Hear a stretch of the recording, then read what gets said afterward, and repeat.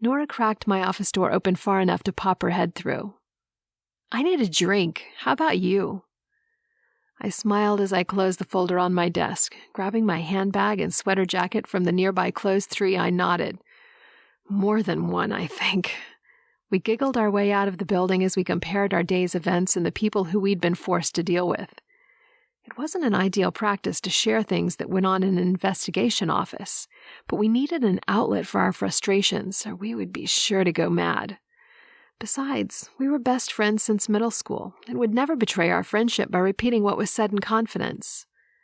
Nora and I worked for the same company, but in different departments. I was a junior investigator, and she worked as a supervisor in the general secretary pool that serviced me and a few other investigators. It was expected that she would know the results of a case, since it was she or one of the secretaries that she supervised who tended to the files and typed up the report before sending it to the client. But the details of how it was solved remained a mystery unless they were shared by me. In most cases, they were. Not only did it bring a bit of excitement into our normally mundane existence, but she also often brainstormed with me. More than once, a case was solved with the aid of her input. It was a crisp early evening in late fall. My sweater jacket was meant more for spring or a cool summer night.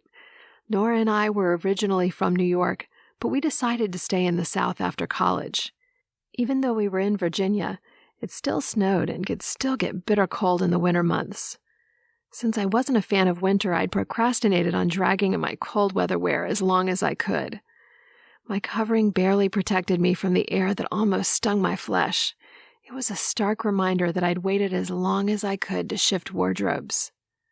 Fortunately, the bar that was our after-work hangout was only a block away. In no time at all, we were settled at a table with a dirty vodka martini with extra olives in front of me, and a Tom Collins in front of Nora. Between the body heat of the crowded room and the forced hot air that was pumped from the vents in the ceiling, I was warm as toast within minutes. My friend looked at the multiple toothpicks with olives stuck on them that graced my martini and wrinkled her nose. "I don't know how you can stand all of those nasty little green things mucking up your drink." I chuckled. "They stave off the hunger so that I don't binge when I finally find food." She pulled the cherry from her drink and used her perfectly straight teeth to separate it from its stem. "I should do that with these cherries. They're a damn sight better tasting." I shrugged as I watched her deposit the cherry stem onto her cocktail napkin. "And super sweet." Nora's eyes lit up when she spotted a very attractive man who looked to be in his late 20s entering the bar. "Speaking of super sweet, that's Lance Northrup. Just looking at him gives me chills." My blue-gray eyes followed the stare of her rich brown ones to the opposite side of the room. I had to agree with her.